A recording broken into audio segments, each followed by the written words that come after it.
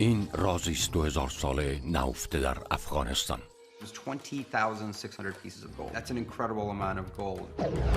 گنجینه افسانه‌ای که از جنگ‌های بی پایان به دست آمده بود بدون هیچ ردی ناپدید شد.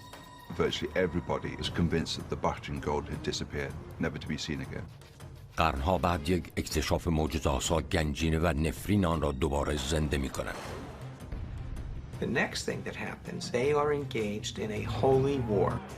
یک اتحاد سری هر خطری را به جان می‌خرد تا از افتادن طلای باختری به دست طالبان جلوگیری کند.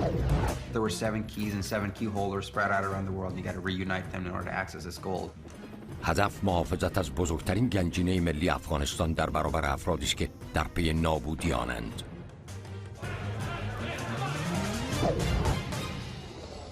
افغانستان و راز طلا.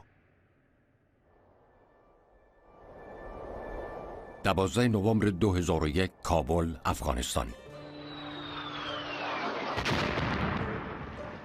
نیروی هوایی ایالات متحده در جنگ علیه تروریسم بر روی شهر مرگ می‌بارد و انفجارهای پی در پی بانک مرکزی را احاطه کرده است. There was fighting outside the bank and the presidential palace. The Taliban were losing control of the country.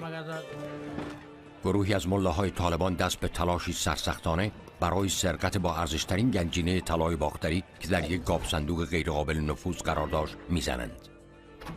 It was a day before they were toppled in Kabul, and there's planes flying all over the place, and they try to get in there, try to break the vault. They were dealing with the Taliban. They could easily have shot them. One of the brave employees tells them that 7 keys were made which were given to 7 people. These people are living all over the world. We have to bring them all together to open it. بمباران بیرون شدیدتر می شود و فرصت طالبان برای نجات و خروج از کابل در حال اتمام است. They are desperately trying to get in there because they want to get the gold. طالبان بدون طلاها محل را ترک نمیگویند و قصد دارند گاو صندوق را برای تاراج ثروت عظیمی که شایع شده درون آن قرار دارد منفجر کنند. ای کاش می‌دانستند که در شرف نابودی گرانبهاترین گنجینه‌ای که جهان به خود دیده است هستند. طلای باختری افغانستان. لندن 1867. اینجا محلی است که افسانه طلای افغانستان متولد شد. داستان‌هایی از سکه‌های طلای اسرارآمیز از سرزمین‌های دور که توسط گروهی از کلکسیونرها نقل می‌شود. When a group of numismatic experts met for dinner, in the course of conversation, one person spoke up and said that that day, a beggar from Central Asia had come around to show him this magnificent gold coin. The man had asked the beggar, what kind of coin is it, how large is it, whose face is on it, and the beggar had simply said, it's a coin that's about this big, it's solid gold. And the numismatic expert immediately dismissed the man. No such coin could exist. No ancient king ever minted a coin of the size that this beggar claimed to have. And so the conversation drifted on to other subjects. And then one of those who was there, a Frenchman, began to think more and more about this great gold coin. He was seized by a fit of numismatic fever and decided, I've got to see this coin for myself. He tracked down this beggar in a ramshackle flat in London and said, I understand you have a magnificent coin, may I see it? And so the beggar took off his great heavy coat. And there, sewn into a leather patch, he pulled out this magnificent gold coin. He was shocked by electricity when he held this magnificent thing, and he immediately convinced himself, this is a genuine artifact of the ancient world, the most magnificent that has ever been found. And he asked the beggar, tell me more about this coin. And then the beggar says, well, 7 of us found it. در طول قرنها برای دستیابی به طلا قتل و کشتار بسیار رخ داده است.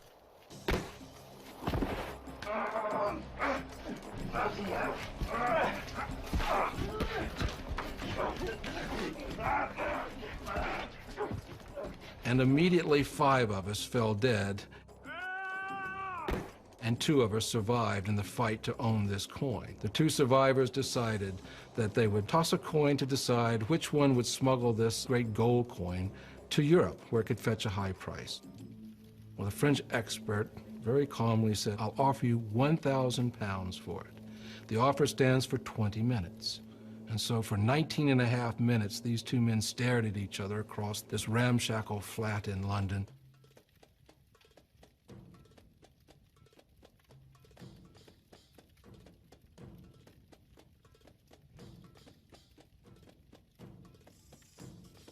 And finally, the beggar handed over the coin, took his 1,000 pounds, and so the Frenchman acquired one of the magnificent coins of all time.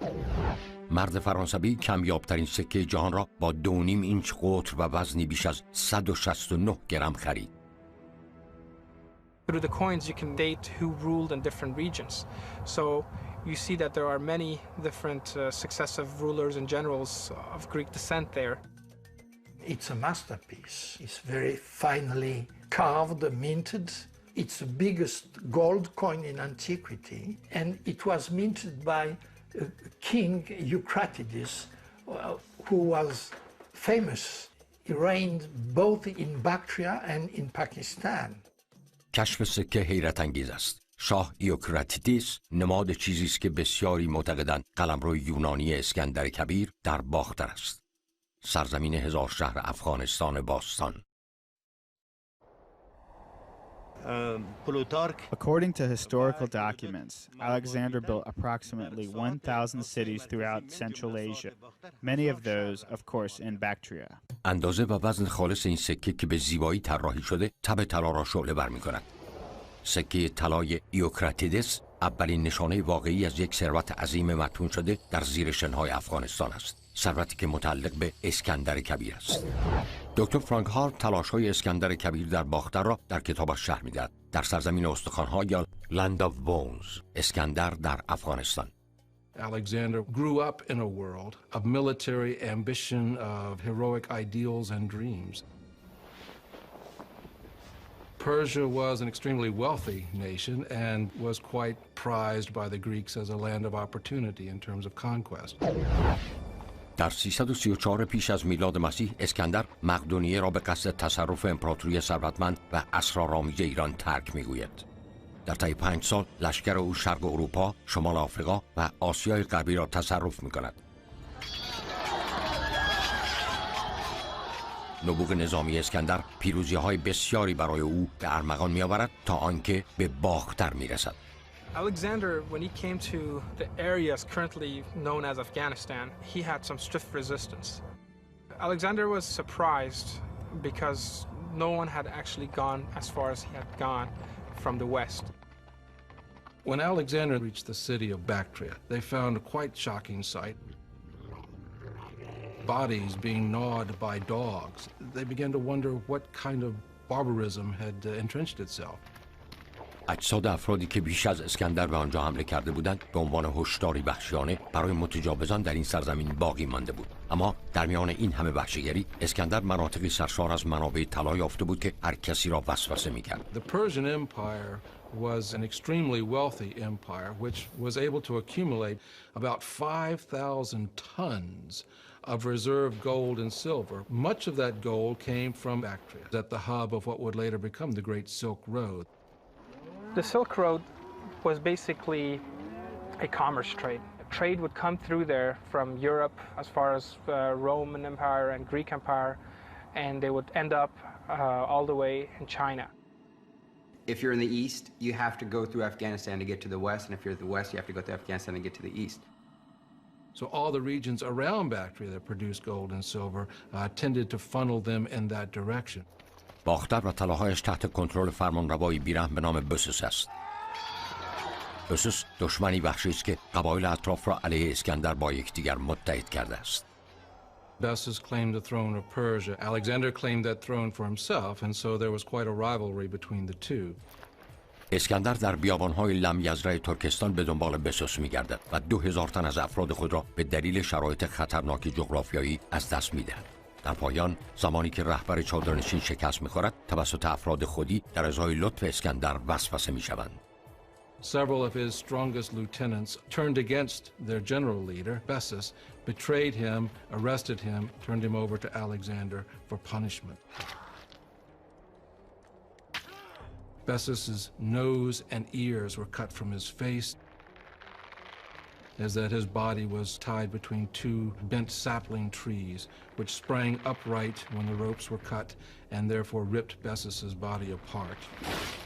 برای کسب قدرت و ثروت افرادی که به دنبال تصرفان هستند چه جنایاتی که صورت نمیدهند. تسلط اسکندر بر باختر ادامه می‌یابد. Alexander always wanted to leave some cultural legacy wherever he went. بودن سپاه اسکندر است. Whenever Alexander the Great conquered an area or region, he left a portion of his troops in these areas to build an army base, and they called these bases Alexandria. اسکندر شهرها و مراکز یونانی باختری را بنا می‌کند تا فرهنگ والای غرب را به سرزمین‌های اصلی افغانستان ببرد. The Greeks brought in an injection of culture into the region, which really made the region more rich. The Greeks at that time, they were the most advanced civilization in the world. His culture got infused with the local culture, not in a top-down approach where it just suffocated the local culture, but it was an infusion in a sense where from the two you get this Greco-Bactrian culture. شهرهای یونانی باختری اسکندر در حال رشد است و طلا و ثروت سرزمین‌های ایران را به درون قلمرو خود می‌برد که بیشتر این طلاها به شکل سکه ضرب می‌شود یا به جواهر و کارهای هنری بدل می‌گردد. So Alexander's appeared, they made these beautiful Bactrian coins. You see the face of the generals sort of made regional commanders in the area, and they're fantastic pieces. جستجوی اسکندر برای ثروت و قدرت او را به ورای مرزهای باختر می‌کشد. سرانجام در 323 قبل از میلاد مسیح اسکندر گرفتار بیماری مرموزی می شود. به رغم پیروزی‌های بسیار جستجوی اسکندر برای قدرت نهایی و ثروت به مرگ ختم می شود. برخی این اتفاق را نخستین نمود نفرین طلای باختری افغانستان می دانند که بعدها بارها تکرار شد. After Alexander is defeated, his empire starts to crumble. سلسله یونانی باختری تا سال 145 بعد از میلاد مسیح برای بقا جنگید، یعنی تا زمانی که ایوکراتیدس دیگر نتوانست در مقابل قبایل چادرنشین مقاومت کند. The last remnants of the Greek kingdom along the Oxus River were attacked and overrun by nomadic invaders from the north. یونانی ها که شکست را نزدیک می‌دیدند شروع به دفن گنجینه هایشان کردند. Many of these Greeks hid their treasures for safekeeping, hoping that a better day would soon come and they would come back, retrieve their treasures, and continue on in their way of life. Unfortunately, many of those treasures were not recovered. The people did not return and therefore remained in the ground. با شروع زوال پادشاهی یونانی باختری، سرنوشت یکی از بزرگترین گنجینه‌های طلای جهان مورد تهدید قرار می‌گیرد. یک سری از قبایل چادرنشین برای به دست گرفتن قدرت در منطقه می‌جنگند. Bactria was transferred from empire to empire to empire, constantly being dominated and taken over. Even when the Kushans came. کوشان‌ها از اتحاد 5 قبیله وحشی از آسیای مرکزی به وجود آمدند و برای تصرف باختر با هم متحد شدند.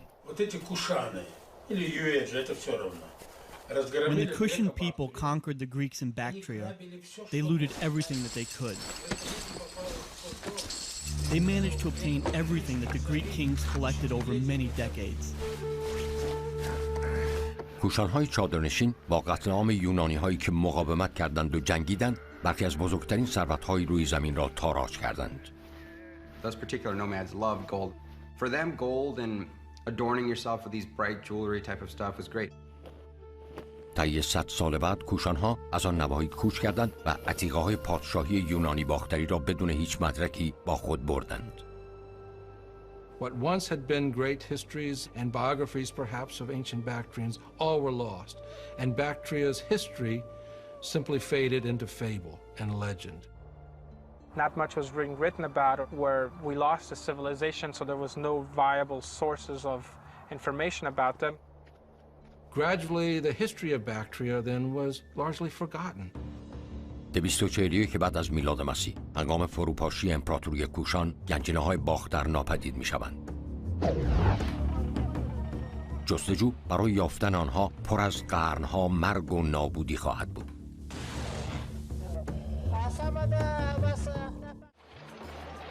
1867 یک سکه طلای بزرگ در لندن پیدا می شود که در تملک یک مهاجر افغان است. این سکه اولین نشانه از وجود یک گنجینه اسرارآمیز مربوط به زمان اسکندر است. باختر از سالیان متمادی. As a result, many explorers traveled to seek and to examine this historical land, which was once called Bactria, now known as Afghanistan. Afghanistan had not been very publicized as far as culture, so not too many people knew about what actually lies on the soil of Afghanistan. The greatest explorers of the time came, but were not able to find the treasure they sought due to Afghanistan's extremely difficult terrain. جستجوگران بدون هیچ اکتشاف مهمی از جستجوی باختر خسته شدند. Where are the thousand cities that these Bactrians built and ruled? Archaeology had to pick up where numismatics had left off.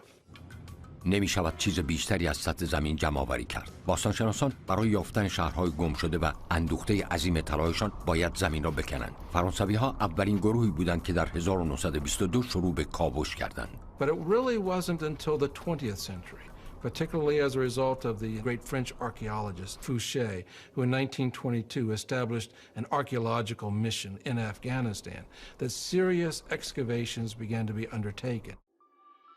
آلفرد فوشه سرپرست باستانشناسی در این ناحیه با بزرگترین چالش عمرش روبرو می شود. When the first archaeologists came to Afghanistan, the only idea they had was to find traces, vestiges of this Greek kingdom. Fouché began to go to the obvious sites, Balkh, for example, known since antiquity to have been the capital of ancient Bactria.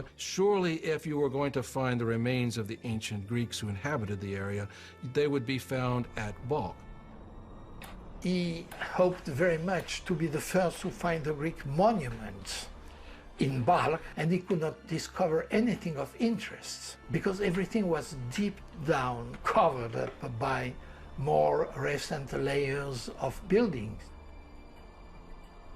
Hey, we have a civilization. Where the heck did it go? He could not really understand why he could not uncover Greek monuments in a place where many Greek authors certified that there had been Greek kings living there. فوشه به کاوش در سایت‌های مختلف دیگر در افغانستان ادامه می‌دهد، اما گنجینه گم شده هیچ کجا یافت نمی‌شود. He concluded that if he had found nothing, it was because nothing existed, and this was the Greco-Bactrian mirage. Fouché regrettably left without any claim to fame. فوشه با تخیلی فرض کردن باختر به فرانسه باز می‌گردد. تا آنکه به سال 1946 تکه‌های بیشتری از پازل باختر پیدا می شود. در افغانستان شمالی در منطقه کندوز یک دفینه بزرگ از سکه‌های نقره توسط گارد مرزی پیدا می شود.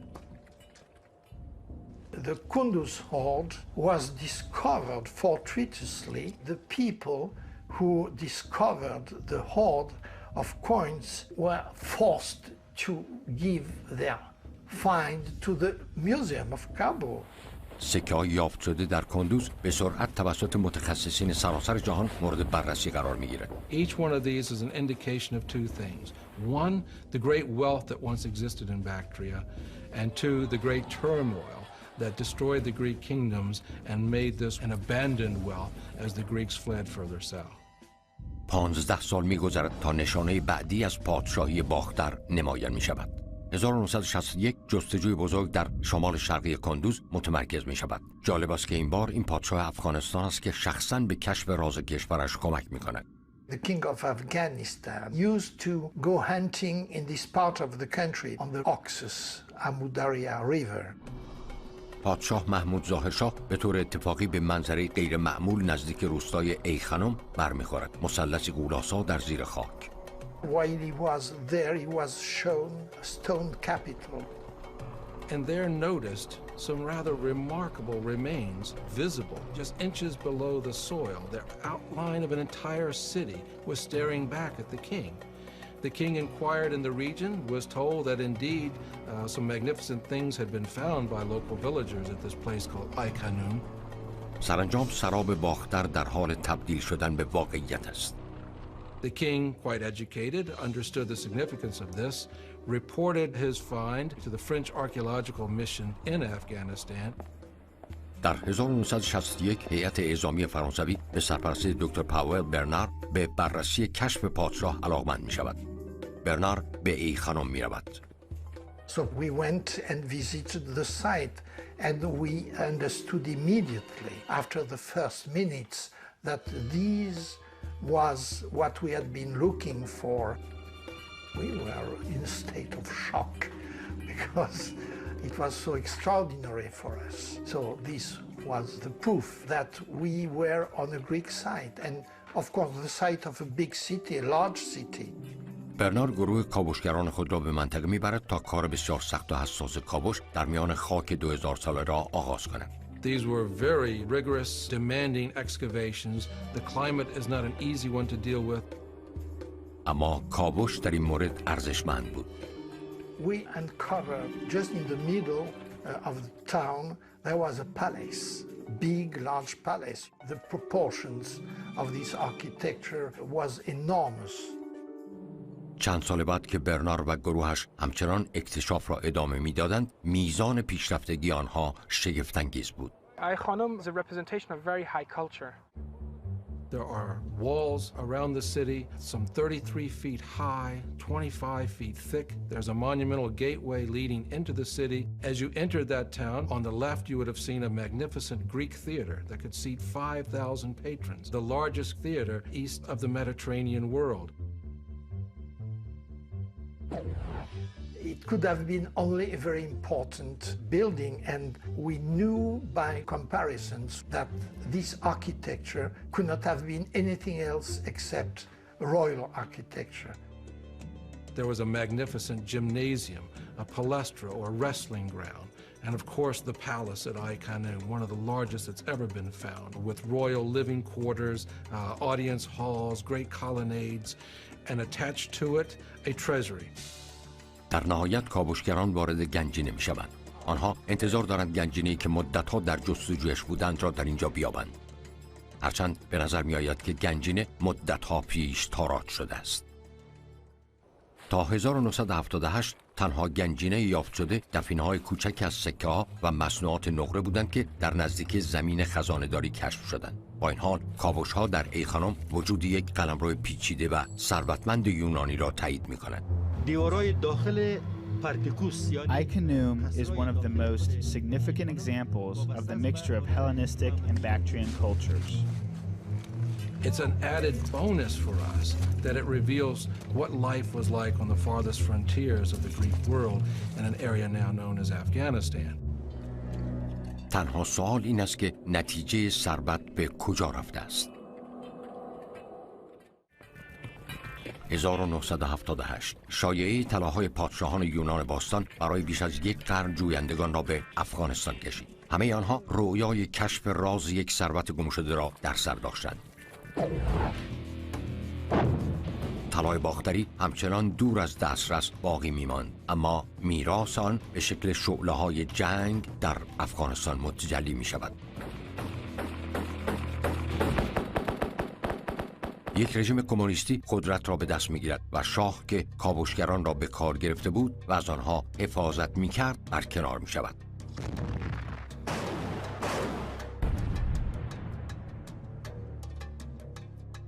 Zahir Shah ruled from 1933 to 1973. It was considered a prosperous area. His cousin, Prince Daoud, overthrew him in 1973. The communists at this time started to grow in strength. بخش‌های باستانشناسی در افغانستان اهداف راحتی برای فرماندهان جنگی سرسختی هستند که با نیروهای کمونیست می‌جنگند. There was a tremendous effort on the part of warlords of Afghanistan to plunder sites in order to gain the funds necessary to wage their wars. باستانشناسی به یک کار خائنانه در افغانستان بدل می شود. با این حال یک شخص غیر محتمل این شانس را پیدا می کند که در یک حفاری برای میراث ملی گم شده مشارکت داشته باشد. باستانشناس شوروی دکتر ویکتور ساریانیدی. We went to the north of Afghanistan to this border zone because Western archaeologists never really came here. because of the dangerous conditions. هنگامی که سریانیدی به افغانستان میرسد، کاوش یک بخش باستانی به نام یمشی تپه در نزدیکی شهر کوچک شبیرغان با همکاری یک گروه از شوروی و باستانشناسان افغان در حال اجراست. حفاری نتایج شگفت‌انگیزی به همراه داشته است. There was a big city. Relics found there were from the time when the Greeks conquered Bactria. But there were also some objects from the period after Greek rule. This is most likely yet another great city built by the Greeks when they ruled Bactria. This treasured city was then inherited by the Kushan Empire when they defeated the Greeks. Based on what they were finding, we established that this city was most likely once a key part of the Kushan Empire. با کشف بخش‌هایی از امپراتوری کوشان که دوره اسرارآمیز در تاریخ افغانستان است، همه چیز جالب‌تر می‌شود. با شکست یونانی‌ها در 135 قبل از میلاد مسیح، کوشان‌ها آخرین مالکان شناخته شده ثروت‌های باخترند. هنگامی که کاوشگران توانستند خرابه‌های باشکوه این کلان شهر را کشف کنند، یک قصر بسیار بزرگ نمایان می‌شود که با ساختمان‌هایی که منطقه‌ای به وسعت 50 جریب را پوشش داده احاطه شده است. کاوشگران به سختی می‌توانند آنچه را می‌بینند باور کنند. On a platform they had a palace from which you could see the whole area surrounding it. Therefore, Yemshi Tepe was a capital city that the kings or the rulers at the time were inhabiting. یمشی تپه توسط دیوارهای بلند و مستحکم که یک حلقه غیر قابل نفوذ به قطر 2000 پا را تشکیل می‌دادند احاطه شده بود. به احتمال زیاد این یک تکه دیگر از پازل باختری است. تاریخ میگوید که هر کجا قلمرویی باشد پادشاهی نیز هست. هر جا پادشاهی باشد باید در آن نزدیکی یک آرامگاه سلطنتی نیز وجود داشته باشد. As far as where they were burying their dead, you could normally see the location from the actual palace windows. Therefore, it stands to reason that it must be close. This way, the living relatives could observe from their windows that everything was okay and that the dead were undisturbed. گروه سریانیدی به امید یافتن اعضای خانواده سلطنتی کوشان که روزی بر این قلمرو حکومت می‌کردند، جستجو در بیرون از دیوارها را آغاز می‌کنند. We started working by gradually driving in the area and locating all the ancient sites. They were all from the Middle Ages except for one place on a hill called Tilya Tepe, which translates to Golden Hill. زمانی که ویکتور سریانیدی بر روی تیلیا تپه ایستاده بود، نمی‌دانست یک گنجینه افسانه‌ای در زیر پاهایش آرمیده است. After a few days of looking, I found painted shards of pottery. At this time, I started making small excavations and realized that this was not a regular settlement. هنگامی که گروه سریانیدی در حال حفاری بودند، فرماندهان نظامی با فاصله‌ای کمین می‌کنند. ناگهان به چیزی که به نظر می‌آید یک مقبره باستانی باشد برخورد می‌کنند. We were excavating the temple and we started finding angle-shaped pieces of iron with big nails. Later, it became clear that they were the pieces that held caskets together. At this moment, it started raining, and it lasted for 3 days during which we could not work. بارش شدید و مداوم باران کاوش را متوقف می‌کند. سریانیدی و همقطارانش باید بیرون از باران منتظر می‌مانند تا ببینند چه چیزی در اعماق تیلیا تپه پنهان شده است. 15 نوامبر بارندگی کاهش می‌یابد و گروه به کاوش خود ادامه می‌دهد. ناگهان یکی از کارگران در سمت غربی مقبره یک شیء براق و درخشان را با بیلچه خود پیدا می‌کند. They called me. I came and saw they found a gold burial chamber. گروه سریانیدی بقایای فرسوده یک زن باستانی را می‌یابند که از سر تا پا با طلا پوشیده شده است. The remains of this woman were covered in small pieces of gold. Some pieces were larger ornamented pieces of jewelry or figurines. این کشف گور یک چادرنشین باستانی کوشان است که 2000 سال پیش دفن شده بود. They were the ruling dynasties, and when somebody died that was close to them, they would spare nothing. بین سالهای 135 قبل از میلاد و 241 بعد از میلاد کوچ‌نشینان کوشان طلاهای پادشاهان یونانی باختری را غارت کردند و غنایم جنگی را با خود به گور بردند. The Kushana rulers buried at Tilla Tepe took with them a tremendous amount of gold. Their costumes were simply spangled with gold.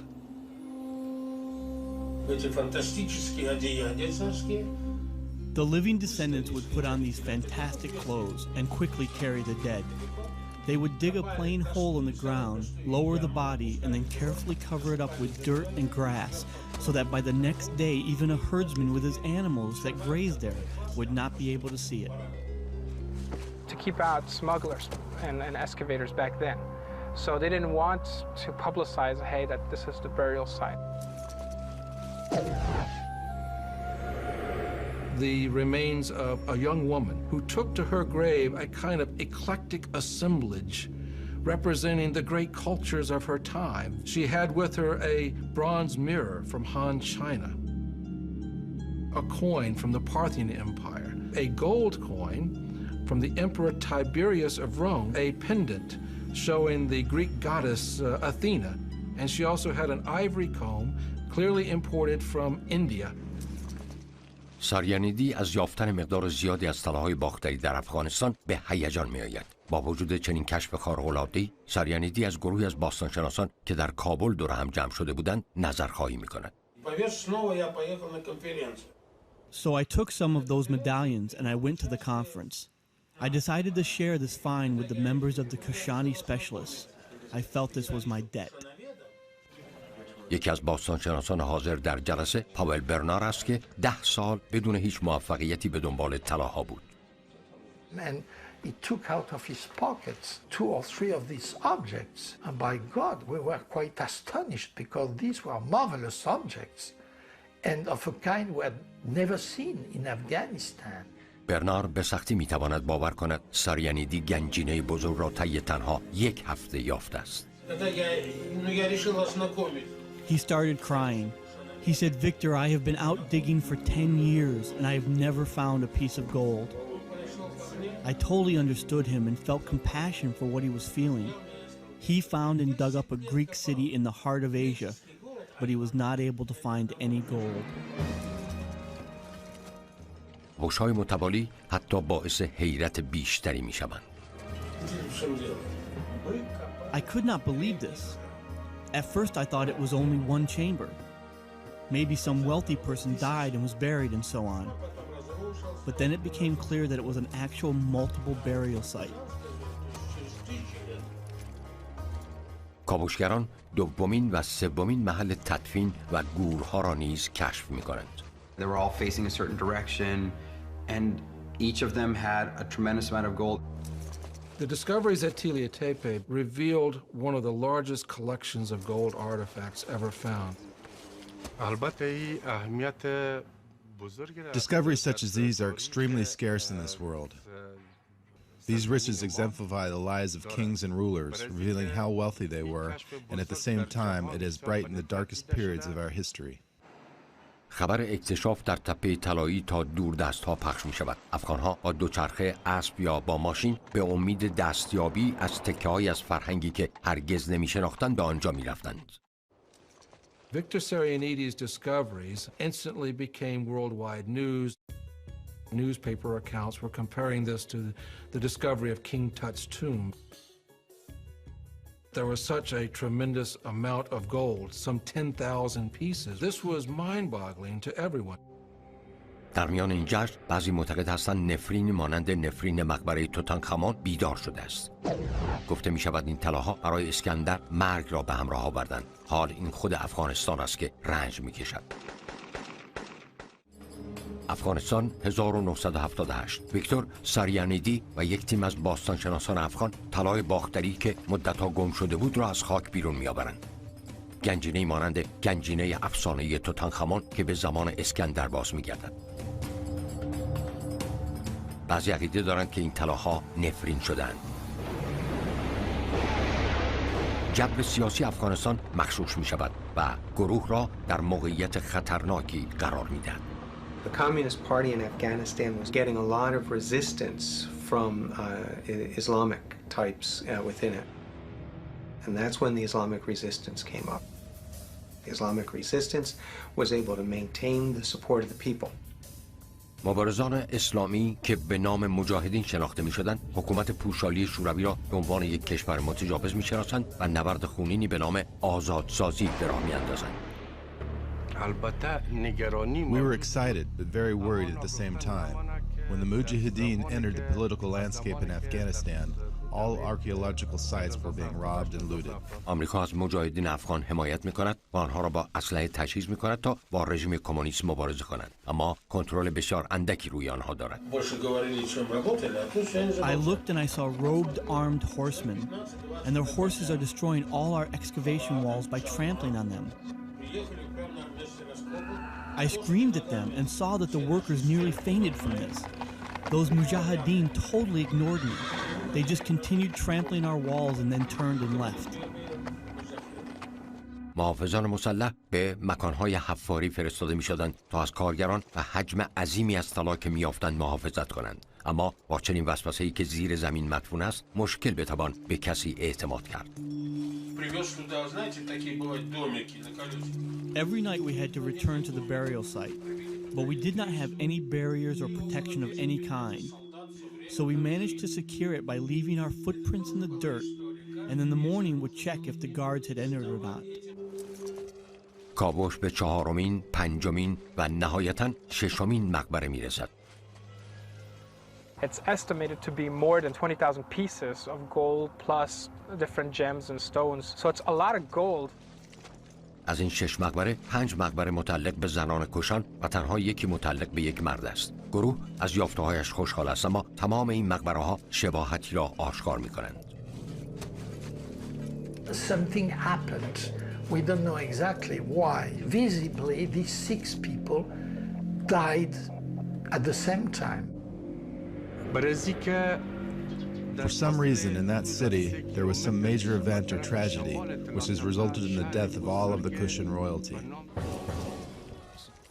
برخی تصور می‌کردند آیا ممکن است این به خاطر نفرین باستانی طلای باختری از زمان اسکندر باشد؟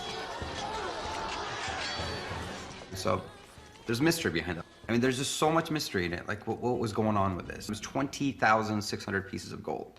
I mean, that's an incredible amount of gold.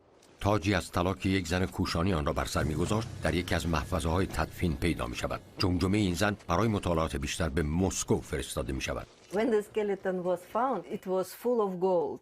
And so that when anthropologists clean it, the gold dust coming off of the skull and from another bones. The bones were in very small pieces and very badly preserved. We had to piece it together bit by bit in order to form a skull. It's extremely delicate work. It's definitely a female skull. She probably died at between 35 and 40 years old. جمجمه بازسازی شده و یک نیمتنه برای نمایش شکل ظاهری او از روی آن ساخته می شود. گروه ساریانیدی گنجینه گم شده طلای باختری که پیش از او بسیاری به دنبالش بودند را یافته است. The range is phenomenal. The workmanship is superb. And the synthesis, the cultural synthesis that is taken place is unique. There are some necklaces that were found in Tilya Tepe with carvings of Greek soldiers' heads and other relics of the Hellenists.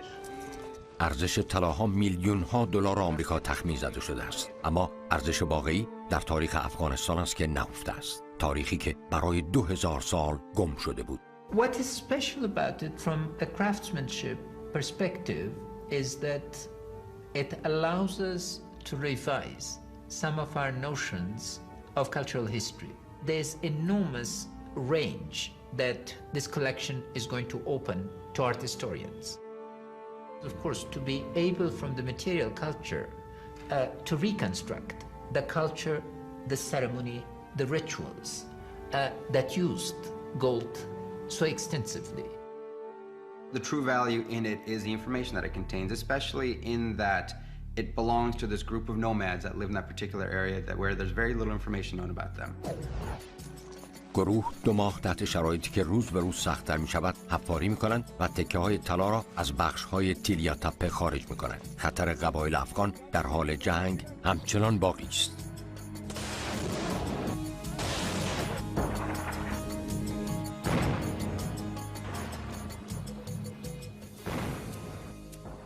The major problem for them after they started excavating was security, and people start wondering whether the site's going to come under attack. They had to work as quickly as they can because they knew war was coming. These archaeological teams out there are waiting for some sort of stability to come in so that they don't feel like they're going to get kidnapped and killed off. منابع مالی آنها مدت است که در حال اتمام و ویزاهایشان در حال انقضا است. ناگهان کشف تکان دهنده دیگری صورت می‌گیرد. مقبره 7 کشف می‌شود. He had no time to excavate it, and so he had to close these excavations as much for reasons of the weather, which was not favorable, as much as political, very insecure situation. ابرهای طوفانی آسمان تپه طلایی را پوشانده. وضعیت برای ویکتور ساریانیدی به عنوان یک روز خطرناکتر است. The Mujahideen are nearby, and from their direction there are constant clouds of smoke. Any foreigner, especially Soviet or Russian, I mean, their life would have been in danger. They all left the country pretty quickly and abandoned their projects. The Soviet explorers and excavators have to pull out of the region rather rapidly with what they have found. ساریانیدی با اکراه 7مین مقبره را نیمه کاره رها می‌کند. طبل‌های جنگ پیام‌آور دوره مرگ و نابودی است.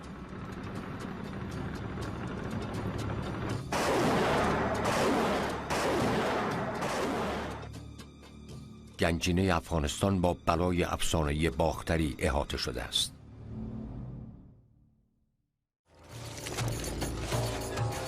1979 دکتر ویکتور ساریانیدی و یک گروه از باستانشناسان افغان گنجینه از طلای باختری باستانی را کشف کردند که ارزش آن میلیون‌ها دلار آمریکاست. با رسیدن مرزهای مناطق جنگی به حریم تیلیا تپه و افزایش احتمال تجاوز شوروی، ساریانیدی و گروهش مجبور می‌شوند حفاری را بدون محافظت ترک گویند. I have no doubts whatsoever that there were at least 3 or 4 more burials. There were at least 10 total. We definitely left some gold in the ground. We barely scratched the 7th burial. We were out of money and time, and we ourselves were exhausted. The conditions were just too terrible, and so we left. ساریانیدی مقبره 7 را نیمه کاره رها می‌کند و به سرعت راهی کابل می‌شود تا طلاها را تحویل دهد. They had to move whatever they had, and they took it to the Kabul Museum. اگر به طعنه به آنچه در پیش روس بنگریم، این روس‌ها هستند که گنجینه افغانستان را برای امروز حفظ کردند. We spent 2 weeks handing over this gold to the Afghan officials in the Kabul Museum. Everything had to be counted, which included over 20,000 pieces, tiny pieces. We counted and counted so much that I could no longer look at this gold. One inspector told me that one little bag of gold was missing. I nearly had a heart attack. What do you mean missing? We brought everything. Eventually everything was found, and the mistake was due to the fact that it was such a large quantity of gold. گروه تصمیم می‌گیرد تا بهار آینده صبر کنند تا حفاری را در تیلیا تپه از سر بگیرند. They had been able to only work in detailed excavation of a number of the tombs. So there was a lot remaining. هرچند هنگامی که طلای باختری کشف شد، احتمالاً نفرین مشهور است که مانع از بازگشت ساریانیدی به تپه طلایی می شود. 1979 سالی که طلای باختری کشف شد، ابتدای 23 سال جنگ. In the last week of December, the Soviet Union invades Afghanistan. And the Soviet Union claimed the right to be able to intervene in any communist country in the world if requested to in order to save them from counter-revolutionary forces. موضع اتحاد جماهیر شوروی دفاع از رژیم کمونیست افغانستان است.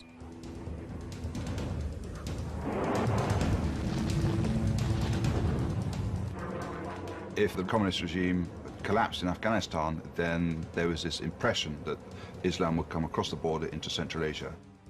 So Brezhnev decided to invade Afghanistan.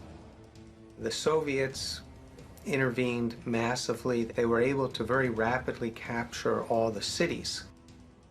We had a Soviet army of 110,000 wreaking havoc on our country.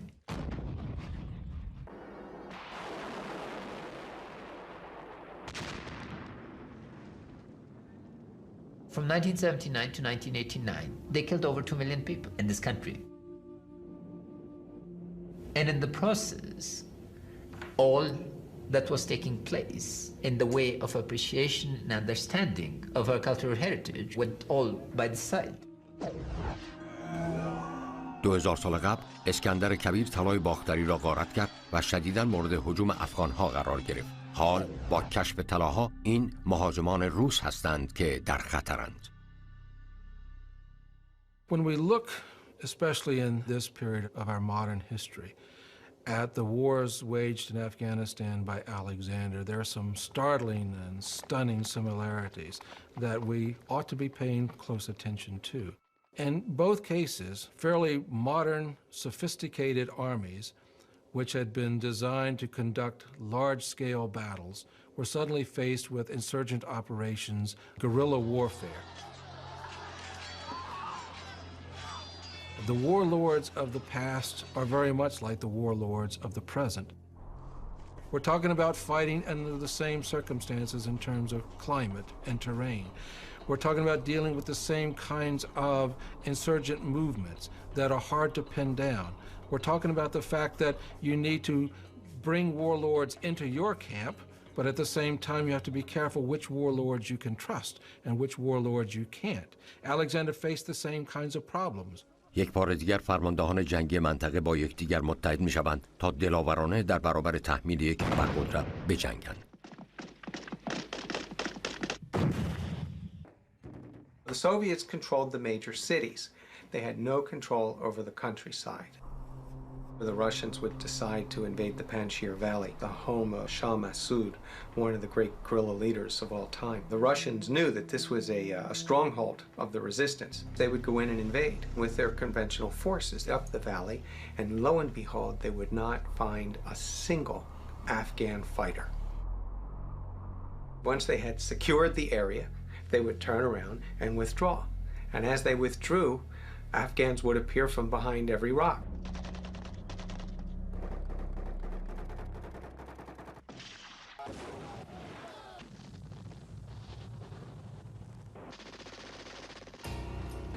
So by the time they had withdrawn, it was no longer an orderly withdrawal, but it would be a rout. That happened any number of times. با شدت گرفتن جنگ، ویکتور ساریانیدی و تاریخدانان به دقت اخبار را دنبال می‌کردند به این امید که قسمت کشف نشده طلای باختری در تپه طلایی غارت نشده باشد. Because of the situation, the Afghan soldiers jumped at the opportunity to dig up the 3 remaining sites at Tilya Tepe. There are photographs from Sotheby's and Christie's. They both had pieces on sale that are identical to ours that could only have been found at our site. مجاهدین شکست خورده از هر وسیله‌ای برای تأمین منابع مالی لازم برای ادامه نبردشان علیه شوروی استفاده می‌کنند. Different countries decided that this was a place to give the Soviet Union a bloody nose. They began to provide aid to the Mujahideen, the United States, Saudi Arabia, Pakistan, China. They began funneling aid through Pakistan, and with this aid, the Mujahideen eventually was able to stabilize the situation. Then finally in 1986, the Mujahideen started to get Stinger missiles. That changed everything. Once they had Stinger missiles, they were able to knock out Soviet helicopters. Without Soviet helicopters, the Russians did not have control over the skies of Afghanistan, and with such a huge country and few roads, they were unable to transport troops or supplies. Once that occurred, the Mujahideen started to win the war. مجاهدین که به وسیله آمریکا تجهیز شده بودند، توانستند در افغانستان صدمات فراوانی به شوروی وارد کنند. در 1986 میخائیل گورباچوف چاره‌ای جز عقب نشینی ندارد. And by 1987, the Soviets made the decision to cut and run, and they withdrew from Afghanistan. Then started the withdrawal of the Soviet regime, followed by the collapse of the Soviet-backed government. 1988 با خروج نیروهای شوروی از افغانستان بسیاری فکر می‌کردند که آنها طلای باختری را با خود قاچاق کردند. The Soviets pulled out, and then the question is, where did the gold go? People in Afghanistan were convinced that the Bakhtian gold had been stolen during the time of the communists in Afghanistan. The Russian army is probably taken off and left with whatever gold that was there. اما به طور حیرت انگیزی گنجینه‌ای که ساریانیدی در موزه ملی به امانت گذاشته بود هنوز آنجاست. طلاها از هجوم روسیه در امان ماندند، اما باید دید آیا در دوره بعدی تاریخ افغانستان نیز سالم میمانند یا نه. The Islamic resistance being a coalition of different groups, they tried to all come together in order to rule the country. But these coalitions were both based on ethnic backgrounds, ethnic differences, and religious differences, Sunni versus Shia. So as a result, they never were able to gel. People had high hopes that the leaders of resistance would come and be able to bring stability. Instead, it brought civil war. در 1992 گروه‌هایی که روزی با شوروی جنگیده بودند درگیر جنگی خونین با یکدیگر می‌شوند. سرنوشت طلای باختری با تصمیم گروه‌های درگیر جنگ برای حمله و غارت پایتخت به خطر می‌افتد. Would all these magnificent things that had been excavated by Paul Bernard and Victor Sarianidi remain safe? Would they be somehow exported or spirited away to other countries? Would there ever be further archaeological excavations at impressive sites in Afghanistan? جنگ در کابل شدت می‌گیرد و طلای باختری را در مسیر فاجعه قرار می‌دهد.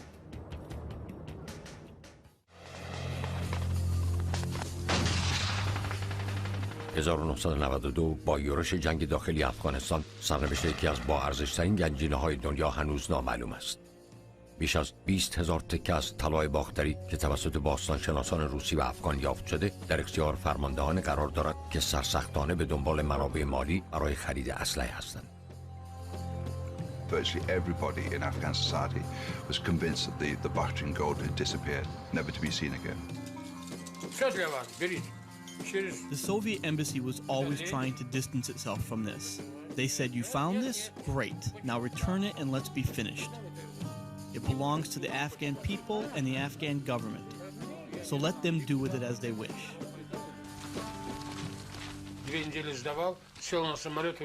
I was always saying that it is not safe to leave the gold there in Afghanistan because of the political situation. در حال حاضر هنوز طلای باختری در جایی که ویکتور ساریانیدی آن را در 1978 قرار داد، یعنی موزه ملی ایمن است.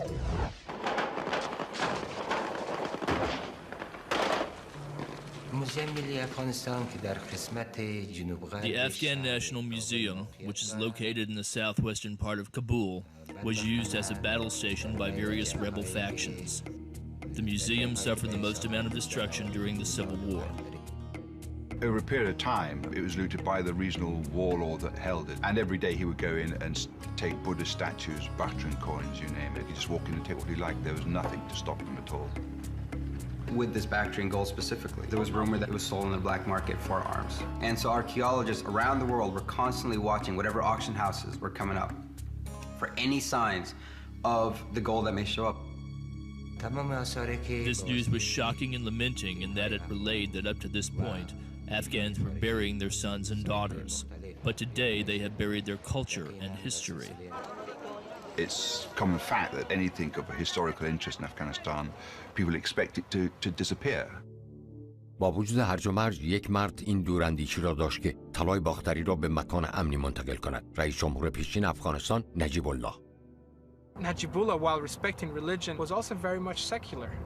And as part of that secular attribute, he respected cultural relics. And he knew the character of his enemy, the guerrillas, the religious extremists. The ones that were still fighting were doing so because of monetary reasons. And then he started taking certain precautions. نجیب الله می‌دانست که ویرانی موزه نزدیک است. او تصمیم گرفت طلای باختری را به همراه 90 میلیون دلار شمش طلا طی اقدامی فوق سری جابجا کند. They decided that it would be safer to put it at the vault of the central bank, which is probably the safest place.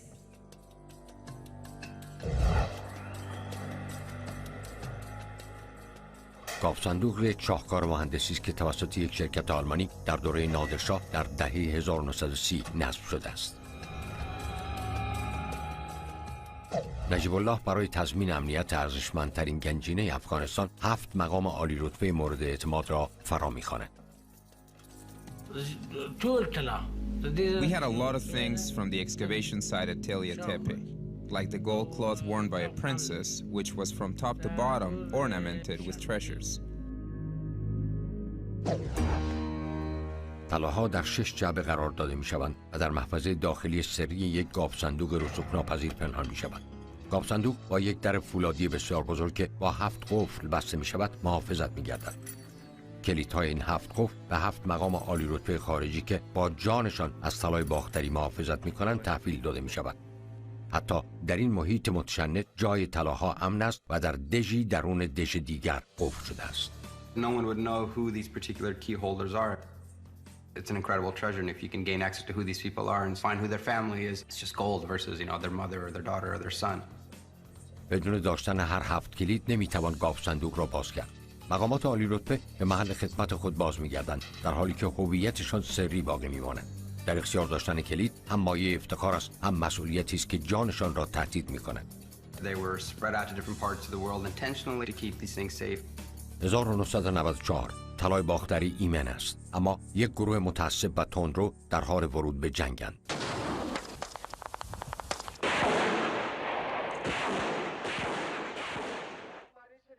And then erupted the phenomenon of the Taliban and subsequent takeover of the country by the Al-Qaeda network.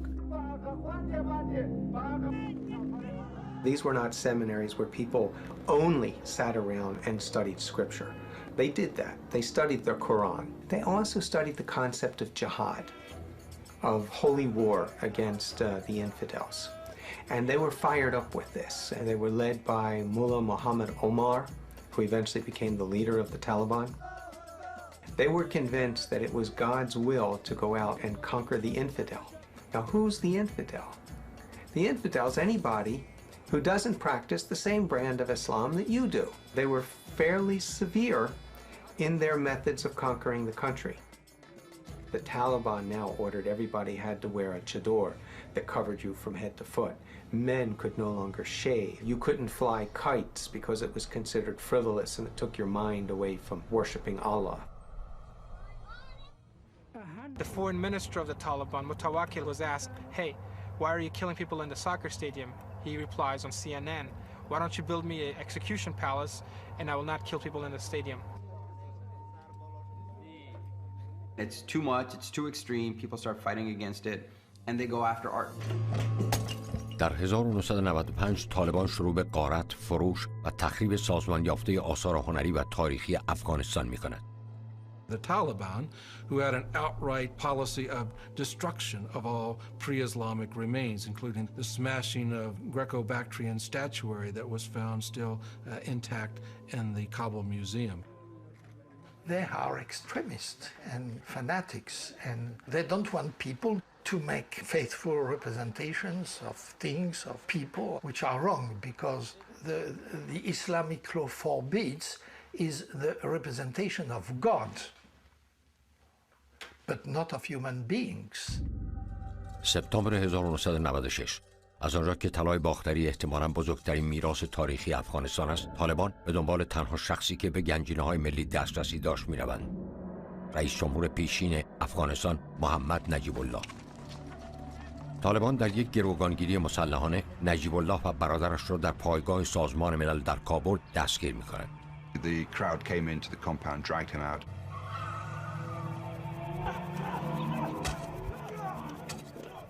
They really wanted him to divulge information about the Tala Tepe.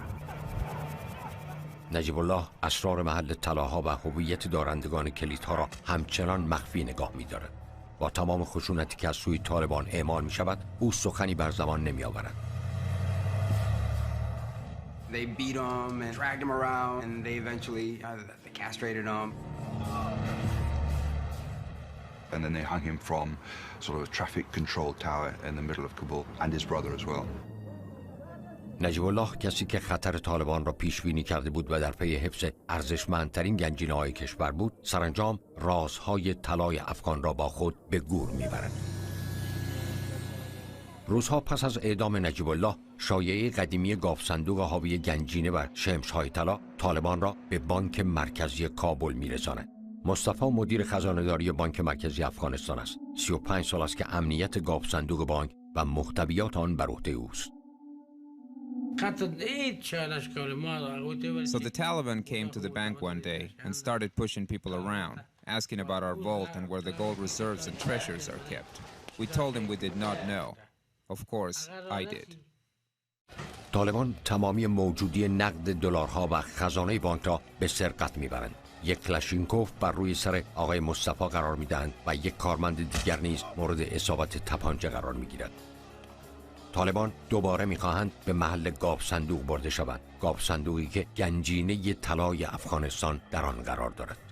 مصطفی از روی اجبار افراد طالبان را به 3 طبقه پایینتر و راهروی زیرزمینی راهنمایی میکند. جذبه رازآلود طلاها بسیار قدرتمند است. طالبان میترسند که تله‌ها و حتی سگ‌های نگهبان در انتظارشان باشند. آنها ابتدا مصطفی را مجبور می‌کنند که سیستم امنیتی را غیر فعال کند و آنها را از میان راهرو عبور دهد. They had guns on both sides, and they told me to open the vault, which I was determined not to do. مصطفی ساکت می‌ماند و تسلیم خواست طالبان نمی‌شود. They wanted to kill me. Even I was ready to sacrifice my blood because of my nation. They did not get into the vault, and they were furious.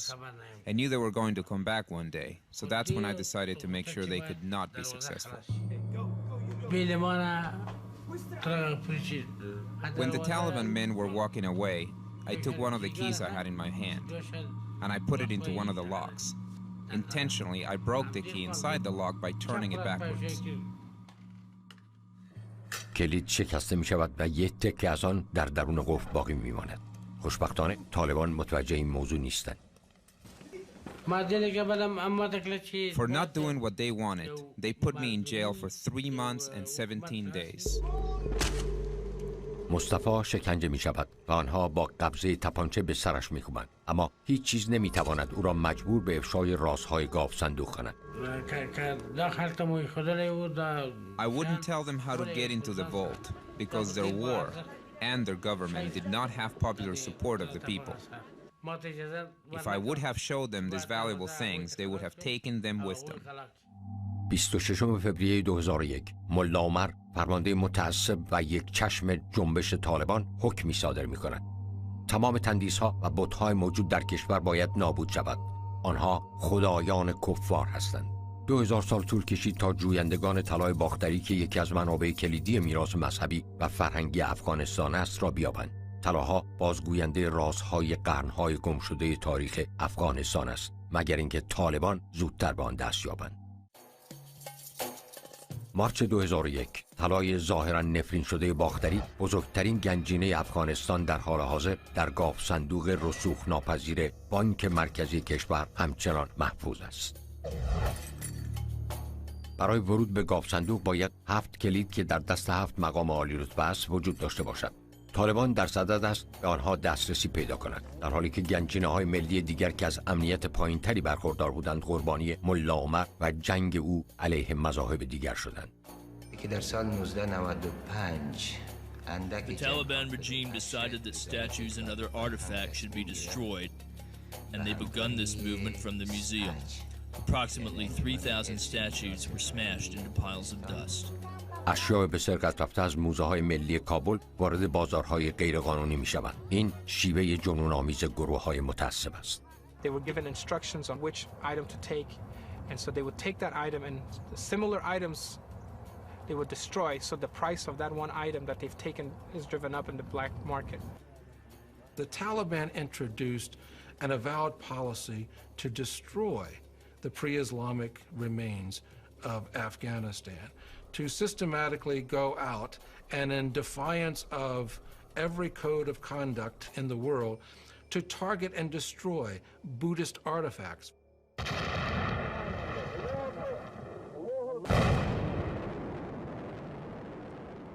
طالبان در یک حرکت وحشیانه و بی‌سابقه هزاران دینامیت را در اطراف دو اثر باستانی مذهبی 1500 ساله، یعنی مجسمه‌های عظیم بودا را که در جهان منحصر به فرد بود، در بامیان کار گذاشتند و سپس آنها را به طور کامل منفجر کردند. To aim missiles at the great statues of the Buddha at Bamiyan Valley and destroy them as an act of defiance. All of this created a tremendous outrage.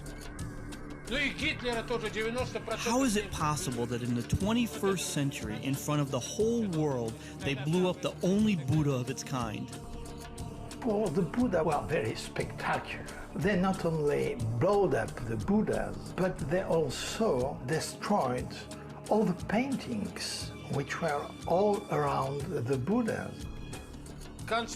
They were the wonders of the world, and in front of the whole civilized world this happened, and everyone was silent. We are one of the original centers of civilization in terms of the state. The Al-Qaeda network targeted our identity for elimination. The destruction of the Buddha was one example of that, but they really wanted to efface completely all notion that this was a country with a long history of civilization in a culture.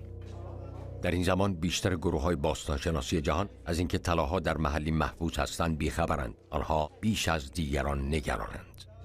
We received reports from time to time about movements of certain artifacts, mostly from the Golden Horde from Tila Tepe. The reports that the Tila Tepe gold had been boxed up and moved from one site to another. I was sent photographs by one expert from Switzerland, which showed the Tila Tepe gold being boxed up in canisters for safekeeping. I wasn't told where this was being taken or how long it might remain there. So the whole movement of this treasure has always been fraught with concern, with controversy, with rumor. The annihilation of one piece of artifact is the loss of culture. The destruction of so many artifacts was so sad that it destroyed my hope, as well as the hope of all the other academics who wanted to know about Afghan history. Afghans have taken pride in their art. They always have. They've taken pride in their culture, their songs. You sit around with Afghans, some classical song plays, and like the old men, these rough, gruff old men, start crying. They're shaking their heads because they're completely moved by the art and the music. And so it was a heinous crime to destroy what, in essence, is truly the soul of Afghans. There was nothing that we could imagine might not be done to the great remains of ancient Bactria. Nothing was beyond, it seemed to us, that particular regime. با این گونه حملات وحشیانه به تاریخ به نظر نمی آید که طلاها مدت چندانی در بانک مرکزی باقی بمانند. طالبان در راستای سیاست تخریب خود تصمیم می‌گیرند که شکافی دیگر در گاف صندوق زیرزمینی حاوی طلای باختری ایجاد کنند. فرمانده عملیات وزیر نیروی هوانوردی طالبان است. Mullah Akhtar ordered a helicopter armed with rockets to fly over the location of the underground vault. با در دست داشتن نقشه‌ها خلبان هلیکوپتر را مستقیما به بالای محل گاف صندوق بانک هدایت می‌کنند. From the air, they fire several rockets into the ground, trying to break through the roof of the vault. This had almost no effect on the vault itself. After 3 rockets, they gave up, realizing they could not succeed. Several people were killed in the blasts from the explosions. اگرچه این تلاش ناموفق بود، اما طالبان قطعاً دوباره باز خواهند گشت. فرماندهان طالبان در تمام کشور به غارت سایت‌ها و بخش‌های حفاری ادامه می‌دهند. ابزاری که سالها پیش توسط جامعه جهانی برای پیدا کردن 5 میلیون مین زمینی فرستاده شده بود را مصادره می‌کنند. After the withdrawal of the Soviet troops in 1989, that Efforts were made to ship to Afghanistan sophisticated metal detecting equipment to try to find and remove all those horrible mines that had been sown into the soil of Central Asia.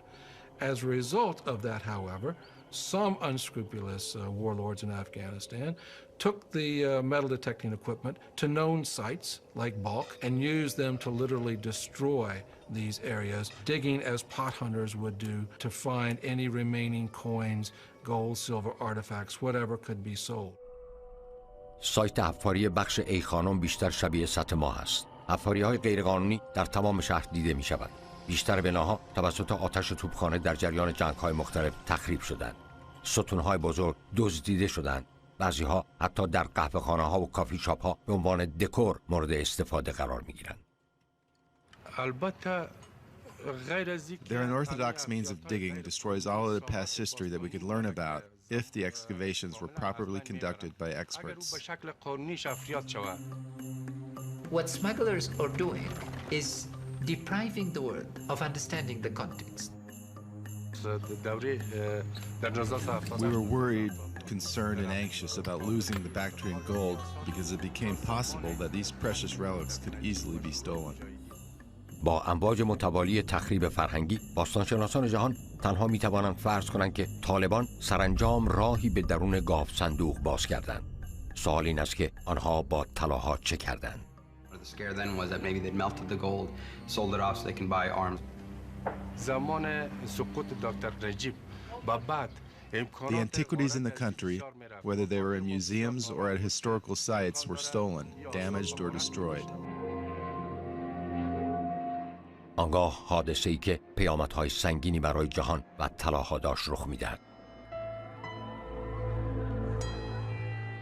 11 سپتامبر 2001 اسامه بن لادن مرگبارترین حمله به خاک آمریکا در طول تاریخ را رقم می‌زند.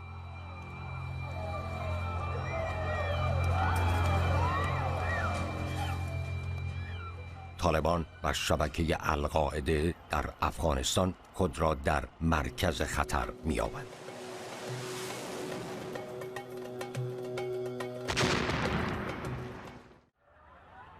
یازده سپتامبر 2001 حمله تروریستی اسامه بن لادن به ایالات متحده برای طالبان و شبکه القاعده در افغانستان مجازات سنگینی به دنبال دارد. در حالی که جهان به فکر سرنوشت اسامه بن لادن هست، باستانشناسان جهان نفس‌هایشان را در سینه حبس کردند. سرنوشت طلای باختری یکی از بزرگترین گنجینه‌های طلایی که بشر شناخته چه خواهد شد. بسیاری بر این باورند که طالبان با میلیون‌ها دلار و اشیاء عتیقه از کشور خواهند گریخت. Tonight, the United States of America makes the following demands on the Taliban. Deliver to United States authorities all the leaders of Al-Qaeda who hide in your land. These demands are not open to negotiation or discussion. The objective of the US military is to eliminate Al-Qaeda from Afghanistan and to stop Afghanistan from being a base of operations for terrorist organizations.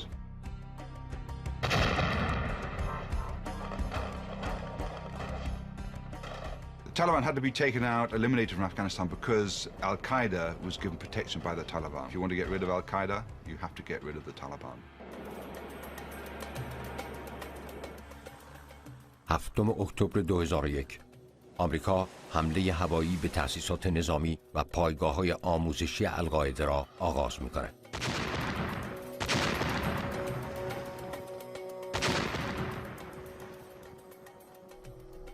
You had a war pitted between the most sophisticated military power in the world and the simplest band of armed individuals.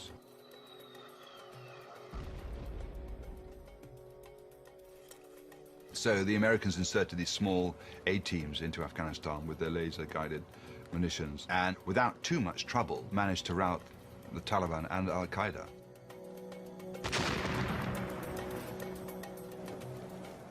آمریکا و ناتو با بمباران یک منطقه حساس طالبان را از آنجا بیرون می‌رانند.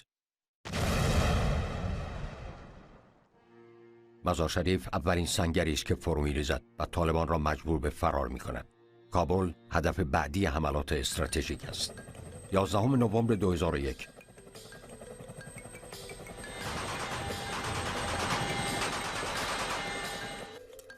با نزدیک شدن نیروهای متحد، طالبان آماده فرار از پایتخت هستند.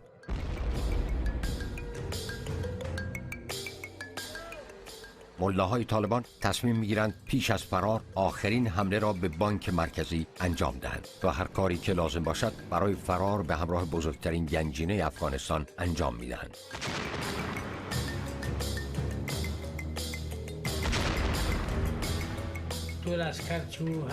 There was fighting outside the bank and the presidential palace.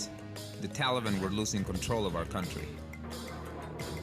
It was the day before they were toppled in Kabul, and there's planes flying all over the place, and they try to get in there, try to break the vault. When the coalition forces were attacking, the Taliban came to my home looking for me, but I was able to elude them. They had some sort of plan to get into the vault.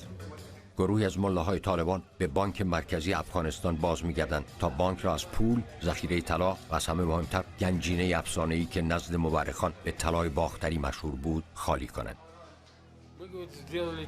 The armed men barged into the bank, demanding the bank officials give them the keys to the vault. They were dealing with the Taliban. They could easily have shot them. One of the brave employees tells them that 7 keys were made which were given to 7 people. These people are living all over the world. We have to bring them all together to open it. The armed men made the bank employees open the drawers and safes, stealing 13 million American dollars and another 18 billion Afghanis. طالبان احساس خطر می‌کردند زیرا کنترل شهر را به کلی از دست داده بودند. ملاها به سمت گاو صندوق ریاست جمهوری می‌روند و 2 کارمند بانک را نیز با خود به گروگان می‌برند. They grabbed an employee and told him to open the vault or else. He couldn't help them, so they beat him until he almost died. دومین کارمند التماس می‌کند تا او را نکشند و می‌گوید که نمی‌داند چگونه گاو صندوق را باز کند. با تشدید بمباران در بیرون از بانک، طالبان فرصت زیادی برای خروج از کابل ندارند. آنها تمام کلیدها را برای گشودن گاو صندوق امتحان می‌کنند، اما به نتیجه‌ای نمی‌رسند. They're desperately trying to get in there because they want to get the gold. ابزار و آلات مختلف نمی‌توانست گشاینده باشد. طالبان سعی می‌کنند از جوشکاری برای نرم کردن قفل‌ها استفاده کنند. They had spent 6 hours down in the vault trying to open the door. They inflicted heavy blows and damages to the vault, but it withstood their efforts. طالبان به سراغ آخرین شانسشان می‌روند. در نهایت آنها در جلوی در گاو صندوق دینامیت کار می‌گذارند به این امید که آن را با انفجار باز کنند. به نظر می‌آید فراموش کردند دقیقاً کجا هستند و چند متر زیر زمین قرار دارند. علامت انفجار داده می‌شود. در همین لحظه یکی از کارمندان بانک فریاد می‌زند این کار بسیار خطرناک است. To blow it up, it had been designed so the whole building will fall in, so the Taliban couldn't blow it up. انفجار تنها آنها را نمی‌کشد، بلکه احتمالاً طلای باختری را نیز نابود خواهد کرد. هیچ شانسی وجود ندارد. سرانجام طالبان با 18 میلیون دلار پول نقد از آنجا می‌گریزند. آیا می‌دانستند چقدر به گنج عظیم طلای باختری که مربوط به زمان اسکندر است نزدیکند؟ گنجی که آنقدر ارزشمند است که همتای گنجی است که در مقبره توتنخامون است.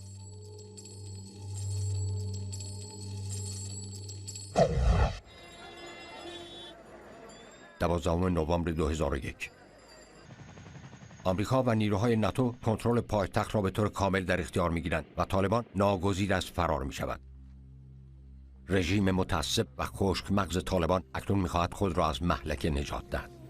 یک دولت موقت به ریاست رئیس جمهوری حامد کرزی آماده می شود تا کشور را به ثبات برساند. دولت جدید در تلاش برای بازسازی این کشور جنگ زده به آرامی به حساب دارایی‌های کشور رسیدگی می کند. در 28 آگوست 2002 حامد کرزی به همراه 7 مقام عالی رتبه قصد بازدید از امن‌ترین گاو صندوق کشور را دارند. It is very high security, both in terms of design of the building and in terms of the specific features that would protect it. And second, it has a safe procedure. No minister or the governor of the bank is entitled to open the vault alone. There are a number of keys, separate keys, and every time that it's open, they'll all have to be there.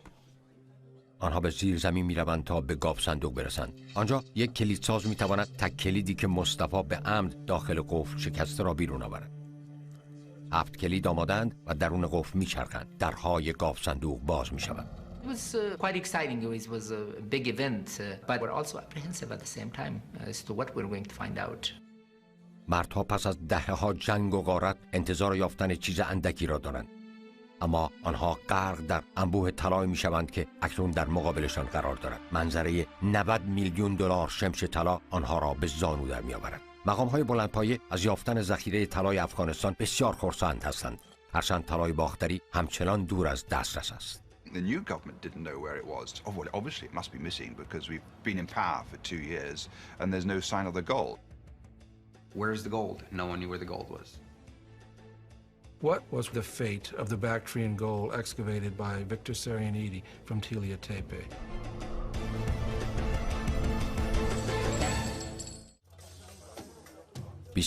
آگوست 2002 کابل، افغانستان.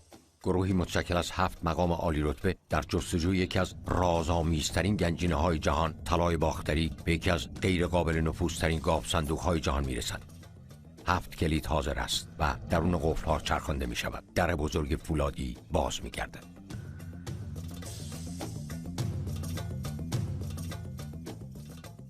انبوهی از شمش‌های طلا پیدا می‌شود، اما گنجینه باختری هیچ کجا دیده نمی‌شود. There had been a lot of allegations that this wonderful collection from antiquity had actually been looted. بررسی‌های آتی گاف صندوق یک محفظه مخفی داخلی را آشکار می‌کند. They go in, then they find the greatest treasure of this part of the world, the King Tut, equivalent of Central Asia.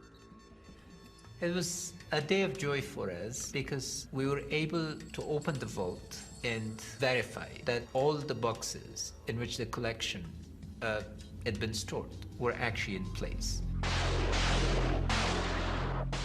تمام کشور برای ربع قرن درگیر جنگ بود، اما طلاها سالم ماندند. گنجینه دقیقاً همان جایی است که نجیب الله رئیس جمهور در 1989 آن را پنهان کرده بود.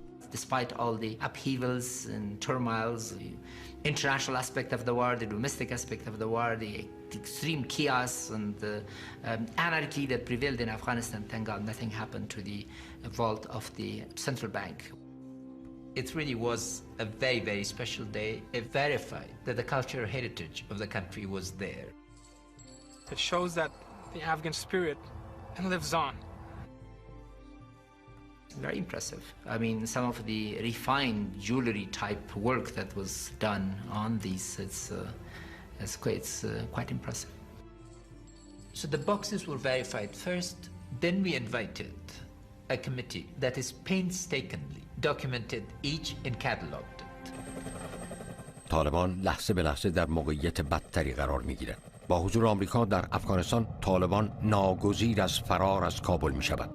مردانی شجاع و میهن پرست گنجینه منحصر به فرد را حفظ می‌کنند. Two groups really stand as heroes in this case. One are the staff of Kabul Museum who in the critical period of late 1980s persuaded the then officials to remove the richest part of the cultural heritage to the palace vault. And second are the employees of the central bank who have continuously strived to make sure that the collection was not made available to those who would subject it to pillage or sale or personal abuse.